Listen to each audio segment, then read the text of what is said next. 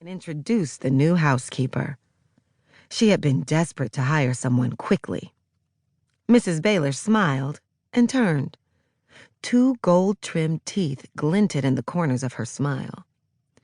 She lowered her head, but kept her eyes glued on me.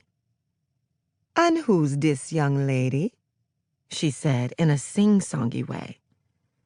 "Sophie," I said. "Sophia," my mother corrected. "Ah, like Sophia Loren," Mrs. Baylor said, her smile growing wider.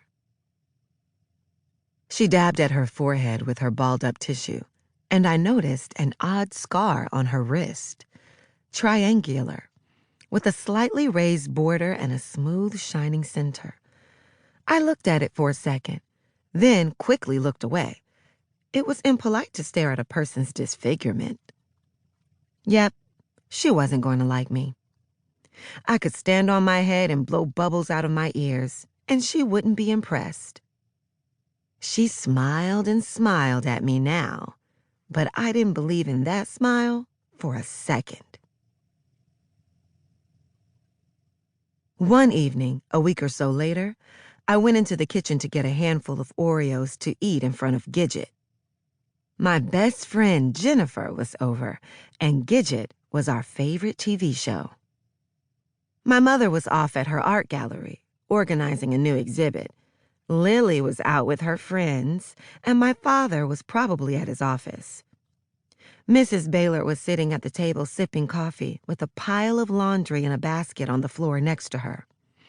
She seemed to be taking a little rest before tackling it.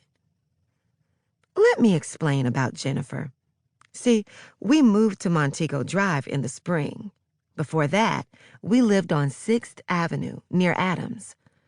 We were the first colored family on this block, and for the first few weeks, we were very aware of our coloredness every time we stepped out the front door. Everybody ignored us, but we knew we were annoying them big time just by being colored and living so close. The kids who rode by on their bikes or on their skates glanced over with curiosity, but they kept going.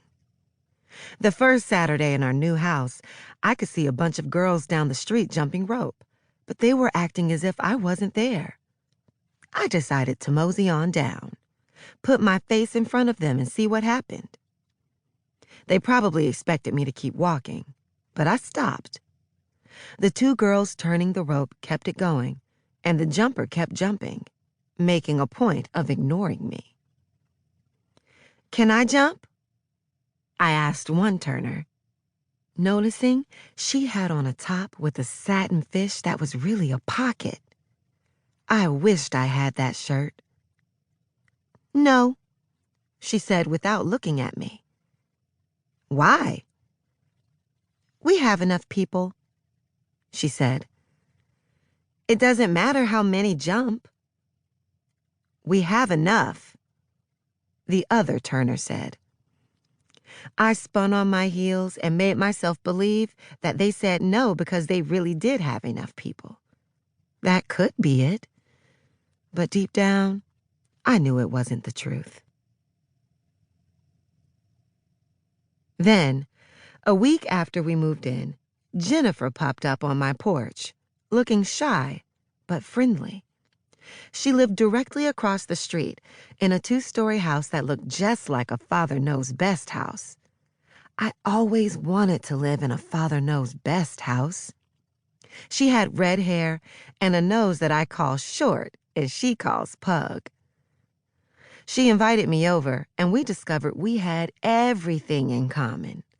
She was 12, soon to be 13, and going into the 9th grade because she had skipped a grade, and I was 12, soon to be 13, and going into the 9th grade because I had skipped a grade. We both loved the Beatles, especially Paul if we had to choose. And we were still in undershirts, though we both had started our journey towards brasiers. And we loved to read. Me, only real stuff. No fantasy. Definitely no talking animals. We were going to be like Kim and Ursula from our favorite movie, Bye Bye Birdie.